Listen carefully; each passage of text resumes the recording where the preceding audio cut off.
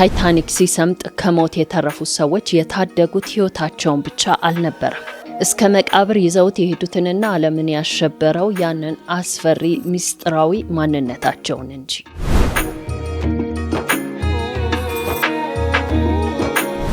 ከታይታኒክ መርከብ በተአምር ሕይወታቸው የተረፉት ሰዎች የሰጡት የማይታመን ምስክርነት። ሚያዝያ 15 1912 እኩለ ሌሊት በሰሜን አትላንቲክ ውቅያኖስ ቅዝቃዜው ከአጥንት የሚያልፍ ነበር። በዓለም ላይ ካሉ የሰው ልጅ ቴክኖሎጂዎች ሁሉ ግዙፍና ፈጣሪ እንኳን ሊያሰምጠው አይችልም የተባለለት መርከብ ታይታኒክ በጸጥታ ወደ ውቅያኖሱ ጥልቀት እየሰመጠ ነበር።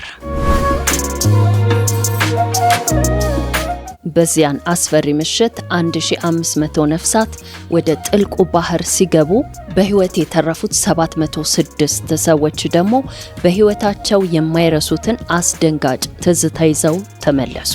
ዛሬ ስለ ታይታኒክ መፈጠርና መጥፋት ብቻ ሳይሆን የምናወራው ከአደጋው በታምር ሕይወታቸው ስለተረፈውና ታሪካቸው በሚስጥር ስለተያዘው ሰዎች እውነተኛ ታሪክ እንመረምራለን። ግንባታው የተጀመረው በማርች 31 1909 በቤልፋስት አየርላንድ ነበር። ከ3000 በላይ ሰራተኞች ለ3 ዓመት ያህል ደከመኝ ሰለቸኝ ሳይሉ ሰሩ። መርከቧ የ11 ፎቅን ያህል ቁመትና ከ269 ሜትር በላይ ርዝመትም ነበረው። የቱርክ መታጠቢያዎችና እጅግ ውድ የሆኑ ምግብ ቤቶችም ተካተውበታል።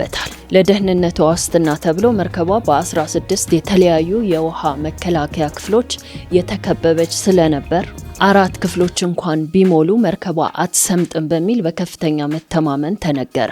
የማትሰምጠው መርከብ የሚለው ስም የመጣው ከዚህ ነው። ሚያዝያ 10 1912 ታይታኒክ የመጀመሪያውንም የመጨረሻውንም ጉዞዋን ከእንግሊዟ ሳውዝሃምፕተን ወደብ ወደ ዩሪክ ጀመረች። በመርከቧ በዓለም ታዋቂ የነበሩ ዲፕሎማቶች፣ ባለሀብቶች እንዲሁም ሕይወታቸው እንደ አዲስ ለመጀመር ወደ አሜሪካ የሚሰደዱ ምስኪኖችም ነበሩበት። በአጠቃላይ 2224 መንገደኞች ተሳፍረው ነበር።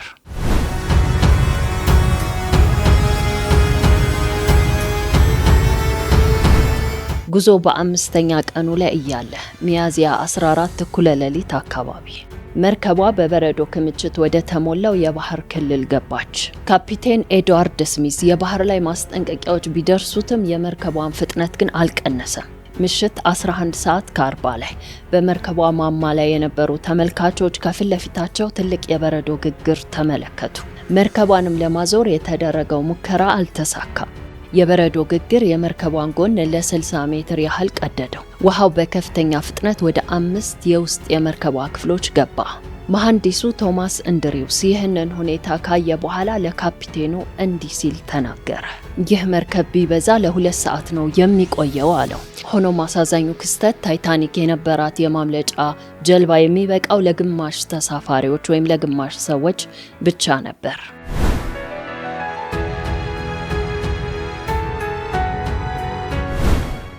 አሁን ደግሞ በተአምር ከታይታኒክ መርከብ የተረፉትን ሰዎች እንመልከት።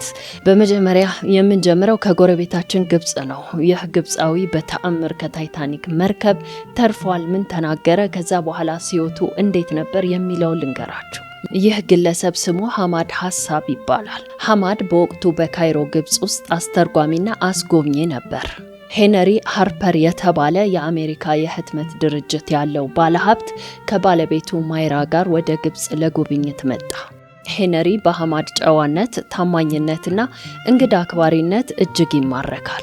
ሐማድም ቤት ድረስ ጠርቶ የግብጽ ባህላዊ ምግብን ይጋብዘዋል። ባለሀብቱ ሄነሪም በምላሹ አንተ ሀገርህ ላይ እንደዚህ እንደጋበዝከኝ ሁሉ እኔ ደግሞ ሙሉ ወጪህን ሸፍኜ ወደ አሜሪካ በታይታኒክ መርከብ አብረን እንጓዛለን ይለዋል። ሐማድም ግብዣውን ተቀብሎ በአንደኛ ማዕረግ ከተጓዦቹ ጋር አብሮ ተሳፈረ።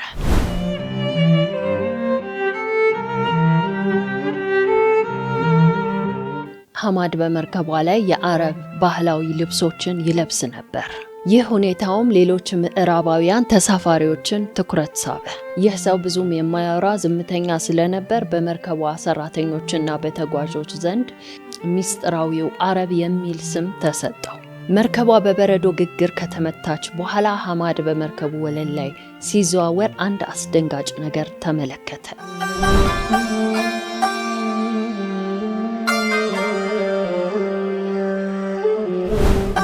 በታችኛው ክፍል ወይም ሶስተኛ ማዕረግ ላይ የነበሩት ተሳፋሪዎች በብዛት ሊባኖሳውያን አረቦች ነበሩ። ተሳፋሪዎቹ መርከቧ እየሰመጠች መሆኑን ቀድመው ተረድተው ለመውጣት የሚያደርጉት ግብግብ ነበረ።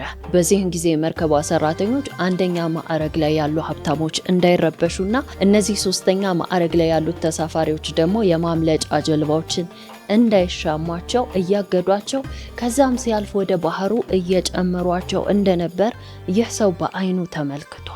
ይህ ሁኔታ በታይታኒክ ታሪክ ከተደበቁት ትልልቅ ሚስጥሮች አንዱ ነው። ሁኔታው እየተባባሰ መጣ። በዚህን ጊዜ ሄነሪ ሃርፐር ማለትም ሐማድን የጋበዘው ሰው ሐማድና ባለቤቱ ማይራ ሆነው ወደ ማምለጫው ጀልባ ቁጥር 3 ላይ መግባት ቻሉ። ሐማድ የተባለው ግብፃዊ በአንደኛ ማዕረግ ላይ በመሳፈሩ ምክንያት ለማምለጫ የሚሆን እድል አገኘ። በዚህ ምክንያት ሐማድ ከአደጋው የተረፈ ብቸኛ ግብፃዊ ነበር። ስለዚህም ሚስቱ የመውለጃ ጊዜዋ ደርሶ ወልዳ ልጇን እያሳደገች ነበር። ይህ ሰው ግን ስለ በፊት ህይወቱ የሚያስታውሰው ነገር አልነበረም። በዚህ 3 ዓመት ጊዜ ውስጥ የመገናኛው መንገድ ጠባብ ቢሆንም ቤተሰቡ ግን ታይታኒክ የምትባል መርከብ ላይ እንደተሳፈረና ይህች መርከብም አደጋ እንደደረሰባት ወይም እንደሰመጠች አውቀዋል። ስለዚህ ይህ ሰው ሞቷል ብለው ነው የደመደሙት። 3 ዓመት ሙሉ ይህ ሰው በምን አይነት ህይወት ውስጥ እንደነበር እንዴት እንዳሳለፈ ምንም የሚታወቅ ነገር የለም። ይህ ሰው በድንገት ደብዳቤ ይጽፋል ወደ ቤተሰቦቹ ጋር ከ3 ዓመት በኋላ በህይወት እንዳለ ደህና እንደሆነና ሊመጣም እንዳሰበ ነበር። ከዛም በኋላ ድንገት ሳያስቡት አንድ ቀን በር ከፍቶ ገባ።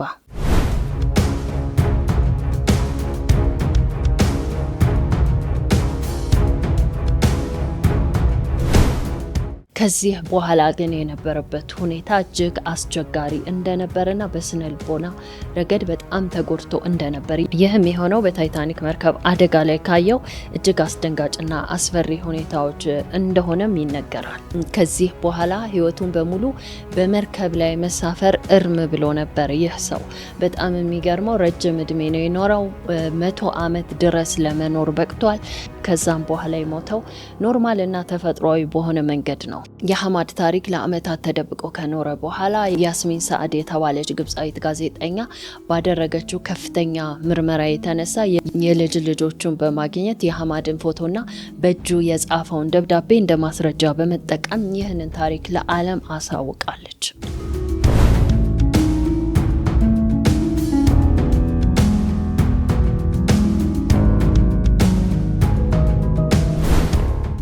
የታይታኒክ ዋና ዳቦ ጋጋሪ የነበረው እንግሊዛዊው ቻርልስ ጆሄን ከአደጋው የተረፈበት መንገድ እስከ ዛሬ በሕክምና ሳይንስ ባለሙያዎች ዘንድ እንደ ተአምር ይታያል። መርከቡ አደጋ ላይ መሆኗን ሲረዳ ቻርልስ መጀመሪያ ያደርግ የነበረው ለተጓዦች የሚሆን ዳቦ ወደ ማምለጫው ጀልባ ማጋዝ ነበር። በመቀጠልም ሴቶችና ህፃናት ወደ ጀልባው እንዲጓዙ ረዳ። ቻርልስ ሞቱ እንደማይቀር ሲረዳ ወደ ክፍሉ ተመልሶ ከፍተኛ መጠን ያለው ውስኪ ጠጣ። መርከቧ ሙሉ ለሙሉ ስትሰምጥ እሱ ወደ ባህሩ ከገቡት ሰዎች መካከል አንዱ ነበር። በዚያ ቅዝቃዜው ከዜሮ በታች በሆነ ውሃ ውስጥ አንድ ተራ ሰው በደቂቃዎች በብርድ ገንትሮ ይሞታል። ቻርልስ ግን ለ2 ሰዓታት ያህል ያለምንም ችግር በዛ ውሃ ውስጥ ሲዋኝ ከቆየ በኋላ በመጨረሻም በአንድ ማምለጫ ጀልባ ውስጥ ተሳፍሮ ለመትረፍ በቃ። የጠጣው ከፍተኛ አልኮል የደም ስሩን በማስፋት የሰውነቱ ሙቀት በፍጥነት እንዳይቀዘቅዝ ስላደረገውና ፍርሃቱንም ስላስወገደለት በህይወት ሊተርፍ እንደቻለ ይታመናል።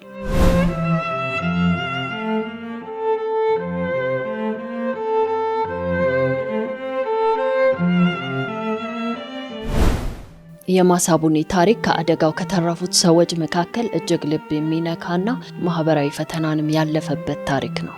ማሳቡኒ በጃፓን የትራንስፖርት ሚኒስቴር የሚሰራ የመንግስት ሰራተኛ ሲሆን በታይታኒክ ላይ የነበረ ብቸኛው ጃፓናዊ ተጓዥ ነበር። በአደጋው ምሽት ወደ ማምለጫ ጀልባው ቁጥር 10 ለመሳፈር ሲሞክር የነበረው የመርከቧ መኮንን ለሌላ 2 ሰዎች የሚሆን ቦታ አለ ሲል ይጮሃል። በዚህ ጊዜ ማሳቡኒ በአቅራቢያው ከነበረ አንድ ሌላ ተጓዥ ጋር በመሆን በፍጥነት በመዝለል ወደ ማምለጫው ጀልባ ተሳፍሮ ተረፈ። ወደ አገሩ ጃፓን ሲመለስ ግን የጠበቀው ክብር ሳይሆን ታላቅ ውርደት ነበር። የጃፓን ህዝብና ሚዲያ ሴቶችና ህፃናት እየሞቱ አንተ ራስህን አተረፍክ፣ የሳሙራይን ክብር አዋረድክ ብለው አብጠለጠሉት። ከስራው ተባረረ። የትምህርት መጽሐፍ ላይ ሳይቀር የስም ማጥፋት ተጻፈበት። በታላቅ የሀፍረት ኑሮ ውስጥ ኖሮ በ1939 ህይወቱ አለፈ። ታሪኩ የጃፓንን ጥብቅ የክብር ባህል የሚያሳይ ምሳሌ ነው።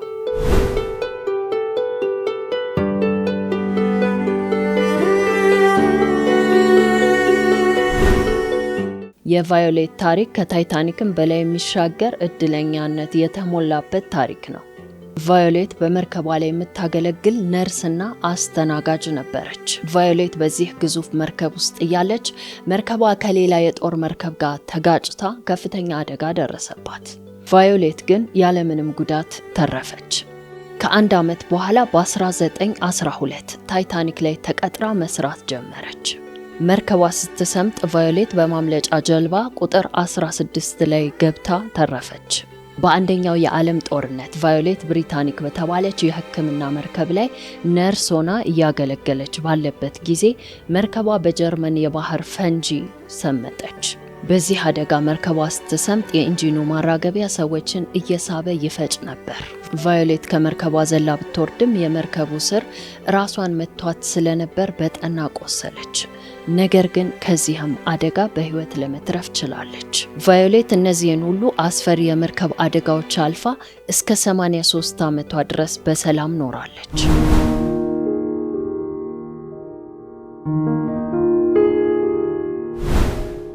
ሚሼል እና ኤድመንድ በወቅቱ የ2 እና የ4 ዓመት ህፃን የነበሩት እነዚህ ወንድማማቾች የታይታኒክ የቲሞች በመባል ይታወቃሉ። አባታቸው ሚሼል ከእናታቸው ጋር ተፋቶ ስለነበር ያለ እናታቸው ፍቃድ ልጆቹን ይዞ ለመኮብለል በማሰብ በታይታኒክ መርከብ ውስጥ በውሸት ስም ያሳፍራቸዋል። መርከቧ በምትሰምጥበት ጊዜ አባታቸው በመጨረሻዋ ማምለጫ ጀልባ ላይ ሁለቱን ህፃናት አሳፈራቸው። ለአስተርጓሚዎችም ለእናታቸው ንገሩልኝ፣ እወዳት ነበር፣ እዚህ እንድትመጣና ልጆቹን እንድትረከብ አርጉልኝ በማለት ተናግሮ ከመርከቧ ጋር አብሮ ሰመጠ። ህፃናቱም ፈረንሳይኛ ብቻ ስለሚናገሩና በውሸት ስም ስለተመዘገቡ ማንነታቸው ማወቅ ስላልተቻለ ለቀናት ቆዩ። ፎቶአቸው ለዓለም ጋዜጦች ከተበተነ በኋላ ፈረንሳይ የምትገኘው እናታቸው በፎቶ ለይታ ልጆቿን መታ ለመረከብ በቅታለች።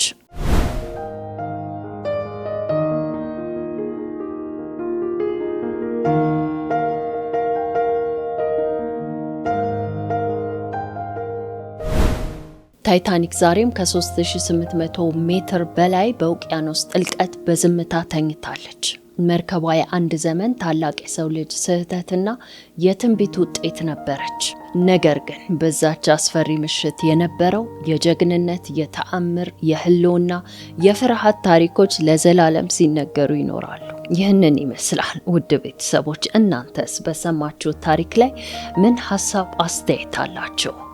ሀሳብ አስተያየታችሁ እንደተለመደው በኮሜንት መስጫ ሳጥኑ ላይ እንድታሰፍሩልኝ፣ እንዲሁም ቪዲዮ ላይክ ማድረግ እንዳይረሳ፣ አዲሶችም ሰብስክራይብ በማድረግ የቻናላችን ቤተሰብ ሆኑ እያልኩኝ በሚቀጥለው በአዲስ ፕሮግራም እስካገኛችሁ ባይ ባይ።